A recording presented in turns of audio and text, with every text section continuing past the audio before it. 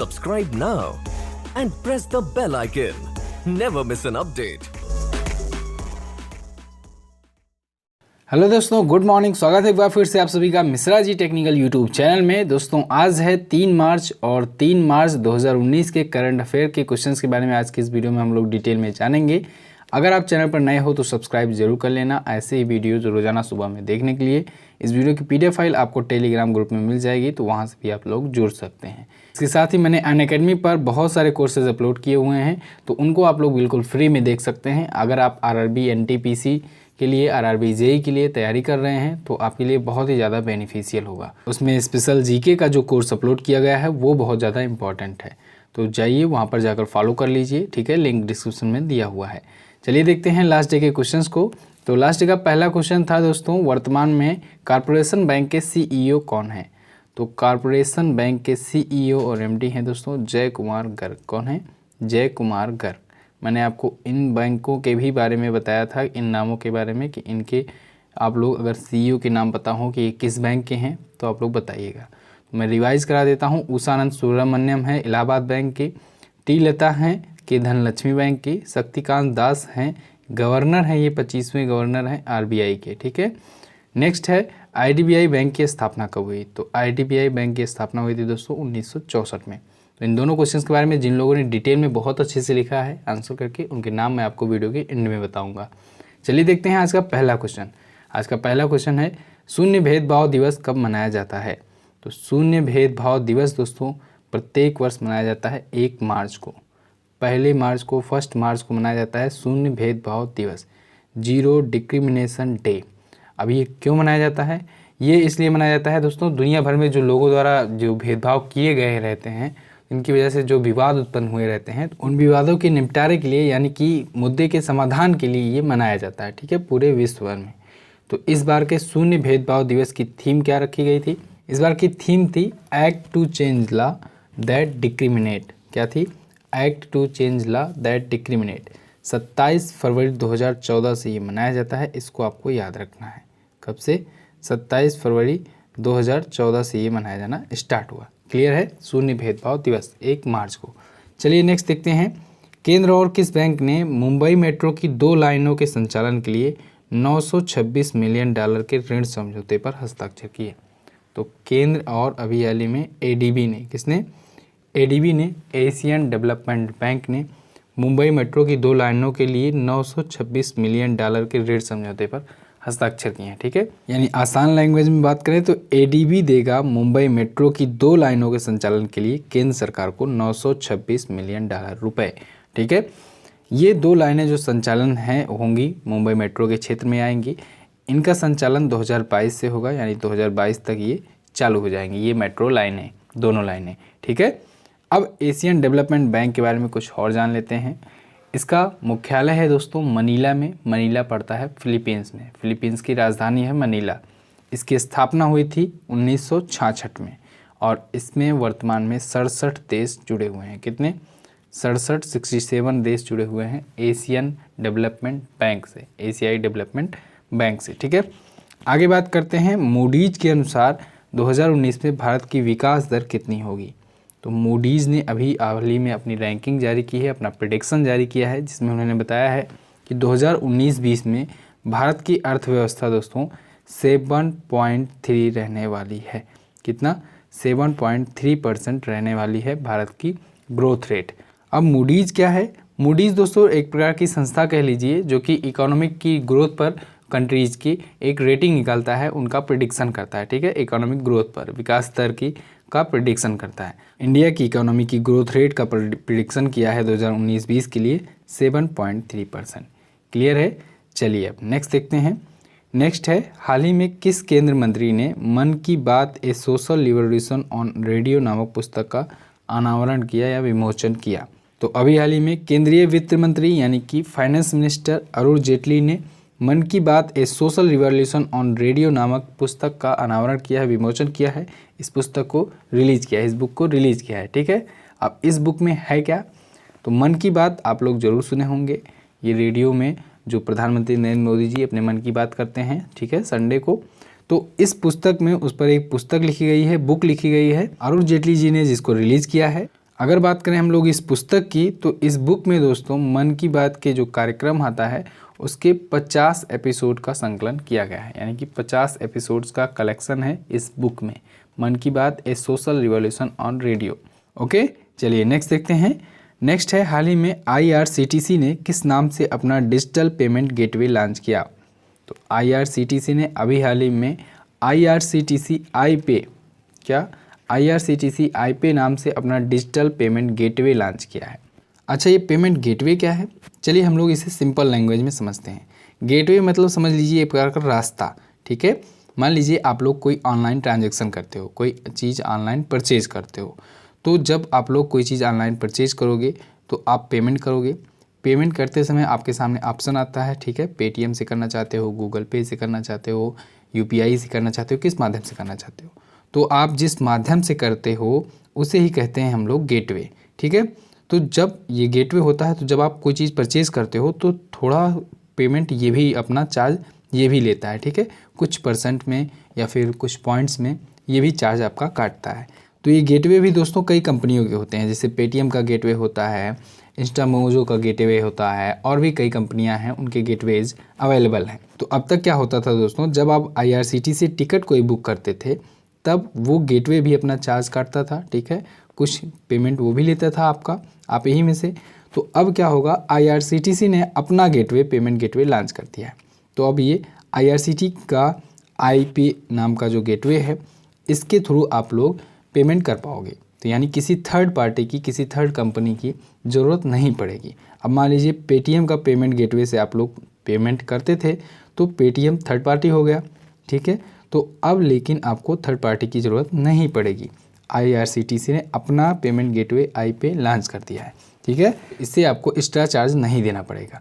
बहुत अच्छे से समझ में आ गया होगा आपको। चलिए अब बात करते हैं IRCTC की। तो IRCTC का फुल फॉर्म होता है दोस्तों Indian railway catering and tourism corporation. क्या होता है? Indian railway catering and tourism corporation. IRCTC से ही आप लोग टिकट वगैरह बुक करते हो इंडियन रेलवे की, ठीक है। ये इंडियन रेलवे की एक वेबसाइट है। नेक्स्ट है, अंतर्राष्ट्रीय क्रिकेट में 500 छक्के मारने वाले पहले खिलाड़ी कौन बन गए हैं? तो अंतर्राष्ट्रीय क्रिकेट में 500 छक्के लगाने वाले पहले खिलाड़ी बन गए हैं क्रिस गेल। कौन? Chris Gayle. क्रिस गेल ने अभी हाल ही में इंग्लैंड के खिलाफ अपने चौथे वनडे में 162 रनों की पारी खेली है। इसमें इन्होंने 14 छक्के लगाए हुए हैं और इन 14 छक्के लगाने के साथ ही ये 500 छक्के लगाने का आंकड़ा पार कर चुके हैं। क्लियर है? इसके साथ ही इन्होंने एक और रिकॉर्ड बनाया है। कौन सा रिकॉर्ड है? इन्होंने 10,000 रन भी अपने पूरे कर लिए हैं। तो 10,000 रन ये बनाने वाले वेस्ट इंडीज़ के दूसरे खिलाड़ी बन गए हैं। ये भी आप लोग याद रखिएगा। पहले खिलाड़ी कौन है? Brian Lara. तो ब्रायन लारा वेस्ट इंडीज़ के पहले खिलाड़ी थे 10,000 रन बनाने वाले। दूसरे खिलाड़ी हैं क्रिस गेल, ठीक है। अच्छा, एक पॉइंट अभी कुछ दिनों पहले मैंने आपको और बताया था, जब क्रिस गेल ने घोषणा की थी कि वो वर्ल्ड कप के बाद संन्यास ले लेंगे। तो आप लोग इसको भी याद रखिएगा कि वर्ल्ड कप जो होने वाला है इंग्लैंड में, वनडे वर्ल्ड कप, तो वो उसके बाद क्रिस गेल संन्यास ले लेंगे इंटरनेशनल क्रिकेट से। क्लियर है? बिल्कुल। चलिए, कई सारे पॉइंट मिल गए आपको। आगे बढ़ते हैं। हाल ही में बैंक ऑफ बड़ौदा के गैर कार्यकारी अध्यक्ष के रूप में किसे नियुक्त किया गया? तो अभी हाल ही में बैंक ऑफ बड़ौदा के गैर कार्यकारी अध्यक्ष के रूप में नियुक्त किया गया है हसमुख आधिया को। किसे? हसमुख आधिया को। ये नाम आपको सुना सुना लग रहा होगा अगर आप लोग पिछले 1-2 महीने से करंट अफेयर वीडियो देखते होंगे तो। ये दोस्तों हसमुख आधिया हमारे पूर्व वित्त सचिव हैं और राजस्व सचिव भी हैं, ठीक है। तो हमारे पूर्व वित्त सचिव और राजस्व सचिव रह चुके हैं ये हसमुख आधिया। इनको अब बैंक ऑफ बड़ौदा में गैर कार्यकारी अध्यक्ष के रूप में नियुक्त कर दिया गया है, ठीक है। अब इन्हें कितने दिनों के लिए नियुक्त किया गया है ये भी ध्यान रखना है। अगले 3 वर्षों के लिए ये रहेंगे बैंक ऑफ बड़ौदा के गैर कार्यकारी अध्यक्ष, नॉन एग्जीक्यूटिव प्रेसिडेंट, ठीक है। हसमुख आधिया के बारे में थोड़ा सा और जानते हैं। ये 1981 बैच के गुजरात कैडर के IAS हैं और हमारे भारत के पूर्व वित्त सचिव और पूर्व राजस्व सचिव भी रह चुके हैं, ठीक है। अब पूर्व वित्त सचिव और राजस्व सचिव का नाम आया है तो आपको ये भी पता होना चाहिए कि करंट टाइम पर कौन है। तो करंट टाइम पर वित्त सचिव हैं अजय नारायण झा। ध्यान से सुनिए, वित्त सचिव करंट टाइम पर हैं अजय नारायण झा और राजस्व सचिव हैं करंट टाइम पर अजय भूषण पांडे। क्लियर है? अजय नारायण झा और अजय भूषण पांडे, बिल्कुल क्लियर है। आगे बढ़ते हैं। आगे है, हाल ही में किसने बॉक्सिंग में मकरन में स्वर्ण पदक जीता? तो अभी हाल ही में बॉक्सिंग में मकरान है ये दरअसल, ठीक है, मकरान कप होता है बॉक्सिंग का। तो इसमें गोल्ड मेडल जीता है दीपक सिंह ने। किसने? इंडिया के दीपक सिंह ने 49 किलो वर्ग में इन्होंने मकरान कप में गोल्ड मेडल जीता है, ठीक है। और किसे हरा कर जीता है? जाफ़र नसेरी को हरा करके जीता है। किसको? जाफ़र नसेरी को 49 किलोग्राम के वर्ग में। अब ये 49 किलोग्राम वर्ग क्या होता है? ये जो बॉक्सिंग होता है, बॉक्सिंग वगैरह जो गेम होता है दोस्तों, ये किलो वर्ग में डिवाइडेड रहता है। जैसे आप 49 किलो वर्ग में आते हो तो आपसे 49 किलो वर्ग का ही अगला अपोनेंट आपसे लड़ाया जाएगा। ऐसा नहीं है कि आपसे ज़्यादा भारी को लड़ा दिया जाए। जब ये छोटे लेवल पर गेम होता है तो जनरली 5-5 किलोग्राम का एक एक वर्ग रखा जाता है, ग्रुप रखा जाता है। यानी कि जैसे 55 से 60 तक वाले अगर हैं तो एक ही साथ लड़ लेंगे। जब ये बड़े लेवल पर होता है जैसे ओलंपिक वगैरह में, तो एग्जैक्ट वही रहना चाहिए, ठीक है। जैसे 49 किलोग्राम के हो आप तो 49 किलोग्राम से ही आपको लड़ाया जाएगा, क्योंकि वहाँ पर संख्या ज़्यादा रहती है, जाहिर सी बात है, ठीक है। ये जो करंट टाइम पर जब मकरान कप चल रहा है, ईरान में ये चल रहा है, ईरान के चाबहार में, इसको याद रखिएगा। तो उसमें ये इकलौते भारतीय हैं जो गोल्ड मेडल जीते हैं। बाकी इनके साथ के जो थे बाकी 5 लोग वो सिल्वर मेडल जीते हैं। तो इसको भी आप लोग याद रखिएगा। नेक्स्ट बात करते हैं हम लोग, हाल ही में किस नदी पर 4 लेन के पुल के निर्माण को मंजूरी मिल गई है? तो अभी हाल ही में ब्रह्मपुत्र रिवर पर 4 लेन के पुल के निर्माण को मंजूरी मिल गई है। ये जो 4 लेन का पुल बनाया जाएगा, ब्रिज बनाया जाएगा, ये दोस्तों असम मेघालय राज्य में NH यानी कि नेशनल हाईवे 127B यानी नेशनल हाईवे 127B पर ये बनाया जाएगा, ठीक है। इसकी कुल लंबाई की बात करें पुल की तो टोटल ये 19.282 किलोमीटर होगा। कितना? 19.282 किलोमीटर लंबा ये पुल होगा। इस ब्रिज से फ़ायदा क्या होगा? इस ब्रिज से फ़ायदा ये होगा दोस्तों कि अभी तक 205.3 किलोमीटर की यात्रा दूरी तय की जाती है। अब ये दूरी घटकर हो जाएगी इस पुल के बनने के बाद 19.282 किलोमीटर, यानी इस पुल की लंबाई के बराबर। तो इतनी दूरी हो जाएगी ये इस पुल के बनने के बाद। तो ब्रह्मपुत्र नदी पर ये बनाया जा रहा है 4 लेन का पुल ब्रिज, ठीक है। तो ब्रह्मपुत्र नदी से हम लोग कुछ एक्स्ट्रा पॉइंट जान लेते हैं जो कि बहुत ही ज़्यादा इंपॉर्टेंट है, आपके एग्जाम में पूछे जा सकते हैं। ब्रह्मपुत्र, सबसे पहला पॉइंट, भारत की सबसे चौड़ी नदी है ब्रह्मपुत्र। ब्रह्मपुत्र कहाँ से निकलती है? तो ब्रह्मपुत्र दोस्तों तिब्बत के मानसरोवर झील से निकलती है। तिब्बत, अब हालांकि चाइना ने उस पर पूरा कब्जा कर लिया है तो चाइना ही समझिए। तो चाइना के मानसरोवर झील से निकलती है ब्रह्मपुत्र नदी, और ये बंगाल की खाड़ी में इसका मुहाना है, यानी कि बंगाल की खाड़ी में जाकर के ये गिर जाती है। ये असम से होकर गुजरती है दोस्तों, और असम में ही ये माजुली द्वीप बनाती है। माजुली द्वीप वही वाला द्वीप है जो दुनिया का सबसे बड़ा नदी द्वीप है, याद रखिएगा। दुनिया का सबसे बड़ा नदी द्वीप है माजुली द्वीप, जो कि असम में है और ब्रह्मपुत्र नदी द्वारा बनाया जाता है। क्लियर है इतना? बिल्कुल आपको समझ में आया होगा। आगे बढ़ते हैं।